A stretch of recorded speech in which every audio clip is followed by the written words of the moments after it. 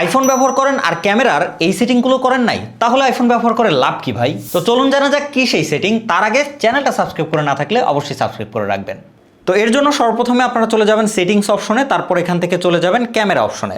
So camera অপশনে যাওয়ার পরে প্রথমেই আপনারা দেখতে পাচ্ছেন রেকর্ড ভিডিও, যেটাতে আপনারা 4K 30 FPS সিলেক্ট করবেন, যার জন্য আপনি যখনই এটা দিয়ে ভিডিও করবেন তখনই কিন্তু video 4K 30 FPS A select হয়ে যাবে।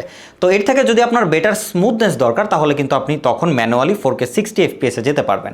আদারওয়াইজ আপনারা নিচের দিকে চলে গিয়ে HDR ভিডিও এটা অন থাকবে বাই ডিফল্ট, এইটা আপনারা অফ করে নেবেন। সো এটার জন্য হয় কি, আপনারা যখন কম্পিউটারে বা যে কোনো অন্য ডিভাইসে ভিডিওগুলো ইম্পোর্ট করেন তখন কিন্তু ভিডিওগুলো একদমই জ্বলে যাবে। সো অবশ্যই আপনারা HDRটা অফ করে ভিডিও করবেন। আদারওয়াইজ এরপরে আপনারা চলে যাবেন স্লো মোশনে, যেখানে আপনারা 1080p 240 FPSটা সিলেক্ট করে নেবেন। এরপরে আপনারা নিচের দিকে ফরম্যাটসে যাবেন এবং এখানে কিন্তু আপনারা মোস্ট কম্প্যাটেবল এইটা দিয়ে দিবেন, তাহলে কিন্তু আপনারা যে কোনো ডিভাইসে নিলে স্মুথ প্লেব্যাক পাবেন। আদারওয়াইজ এরপরে আপনারা প্রিজার্ভ সেটিংয়ে যাবেন, এখান থেকে ক্যামেরা মোডটা আপনারা সেট করে নেবেন, এছাড়া ক্রিয়েটিভ কন্ট্রোল সেট করে নেবেন এবং ডেপথ কন্ট্রোল সেট করে নেবেন।